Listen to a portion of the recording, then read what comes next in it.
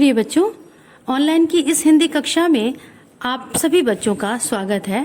बच्चों, आज आप पढ़ेंगे पाठ 8 स्वार्थी अंजलि। स्वार्थी का अर्थ होता है सिर्फ अपने हित के बारे में सोचना, सिर्फ अपने ही बारे में सोचना। अंजलि माता पिता के साथ एक छोटे से परिवार में रहती थी, लेकिन अचानक दादी दादा के आने से अंजलि उनके साथ सामंजस्य नहीं बिठा पा रही थी, क्योंकि वह बहुत ही जिद्दी और चिड़चिड़े स्वभाव की थी। लेकिन दादा दादी के संस्कारों ने उसे कैसे बदल दिया, इस कहानी के माध्यम से हम जानेंगे। तो बच्चों, इस कहानी को हम पढ़ते हैं। अम्मा, आप मेरी अलमारी में से मेरा सामान क्यों निकाल रही हैं? अंजलि ने ऐसी आवाज में पूछा जैसे वह बस लड़ी पड़ेगी। तुम तो जानती हो अंजलि, दादा और दादी को भी तो अपनी चीजें रखने के लिए जगह चाहिए, उसकी माँ ने दृढ़ आवाज में कहा, जैसे बस बहुत हुआ। लेकिन अम्मा, मेरी चीजें कहाँ रहेंगी? बचपन से ही तो यह कमरा मेरा है। दादा और दादी हमारे साथ रहने आ रहे हैं, सिर्फ इसीलिए क्या मुझे सब कुछ छोड़ देना पड़ेगा? अंजलि ने रुआसे स्वर में कहा। अंजलि, क्या हुआ? तुम्हें सब कुछ छोड़ने को तो कह नहीं रहे हैं। तुम इस कमरे के बजाय बाहर हॉल में सोओगी, बस इतनी सी ही तो बात है। और रहा तुम्हारा सामान, तो वह किसी दूसरे कमरे में रख देंगे। उसकी माँ ने उसे समझाया। वह अपनी बेटी के इस तरह जिद करने से तंग आ गई थी। जब से अंजलि को बताया गया था कि उसके दादा दादी आ रहे हैं और अब यहीं रहेंगे, तब से उसका व्यवहार ऐसा ही हो गया है। दादा करीब 70 साल के हो गए थे और गांव की खेती बाड़ी की अकेले देखभाल करना उनके लिए मुश्किल हो रहा था। उन्होंने गांव की जमीन बेच दी थी।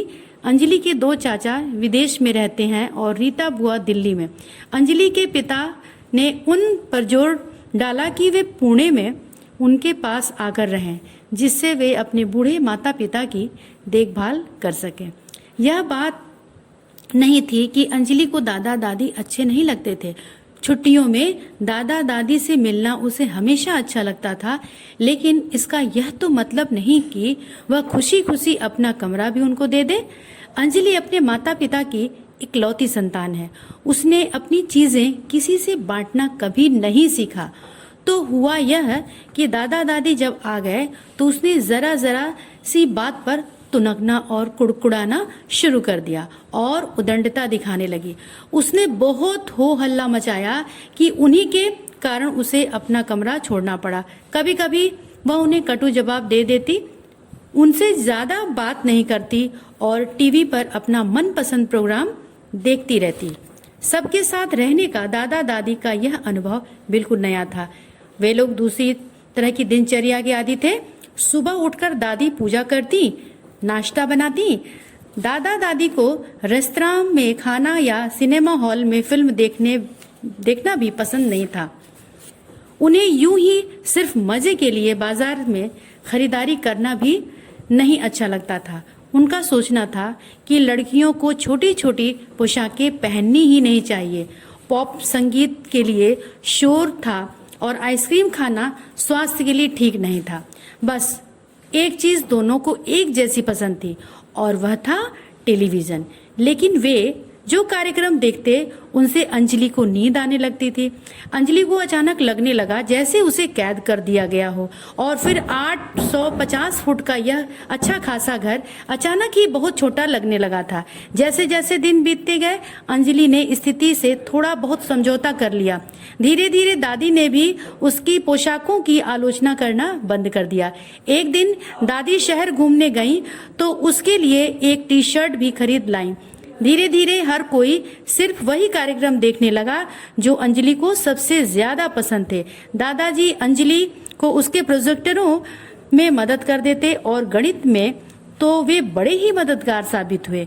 उन्होंने अंजलि को अखबार पढ़ने की आदत डाल दी। रोज सुबह जब वे उसे बस स्टॉप तक छोड़ने जाते तो दुनिया भर में घटने वाली घटनाओं पर उससे बातें करते। पहले सुबह के नाश्ते में सिर्फ कॉर्नफ्लेक्स होते थे और अंजलि को टिफिन में आमतौर पर सैंडविच ही ले जाना पड़ता था। शाम को जब उसकी माँ ऑफिस से लौटती तो वह इतनी थकी होती कि रात के खाने में ज़्यादा कुछ नहीं बना पाती थी। अब रसोई की जिम्मेदारी दादी ने संभाल ली थी। उन्होंने कहा कि खाली बैठे बैठे वे ऊब जाती हैं। अब उन्हें एक से बढ़कर एक स्वादिष्ट पराठे, सब्जियां, मिठाइयाँ, पकौड़े, सलाद और अचार खाने को मिलने लगे। इस बात से भी उसकी माँ पूरी तरह आश्वस्त थी कि उनकी बेटी अब बहुत ही जिम्मेदार हाथों में है, जो उसकी अच्छी देखभाल कर रहे हैं। तभी एक दिन दादा दादी ने कहा, हम कुछ दिनों के लिए रीता के पास जाकर रहना चाहते हैं। इससे पहले कि कोई कुछ कहता, अंजलि बोल उठी, ओह, तो क्या मैं अपने कमरे में वापस जा सकती हूँ? दादाजी, दादी जी, आप लोग कब जा रहे हैं? सब लोग स्तब्ध रह गए। कमरा तो दूर रहा, बाद में उसके माता पिता ने उसे इतना डांटा कि बस पूछो मत। इतनी डांट तो उसने अपनी जिंदगी में कभी खाई ही नहीं थी। जो भी हो, वह जो चाहती थी उसे मिल गया और 2 दिनों में ही फिर सब कुछ पहले जैसा हो गया। लेकिन अब उसे सूनापन लगने लगा था। स्कूल से घर लौटने पर ले देकर फिर वही अकेला टीवी ही उसका साथी था। उसकी माँ भाग दौड़ करते करते फिर से थकने लगी थी। अब उनके पास समय ही नहीं बचता था। इससे भी अधिक यह कि एक संयुक्त परिवार की हलचल और आवाजों की जगह खामोशी छा गई थी। 850 फुट का यह अच्छा खासा घर जैसे बहुत बड़ा लगने लगा था। अगले दिन रात को उनकी आशानुसार ही जब फोन की घंटी बजी तो अंजलि ने ही सबसे पहले दौड़कर रिसीवर उठाया और कहा, दादाजी, दादी जी, आप कब वापस आ रहे हैं? तो बच्चों, पाठ यहीं समाप्त हुआ। इस कहानी के माध्यम से हमें यह सीख मिली कि परिवार के सभी बड़ों से हमें कोई न कोई अच्छी सीख मिलती है। हमें उनका सदैव आदर करना चाहिए तथा मिलजुल कर रहना चाहिए। धन्यवाद बच्चों।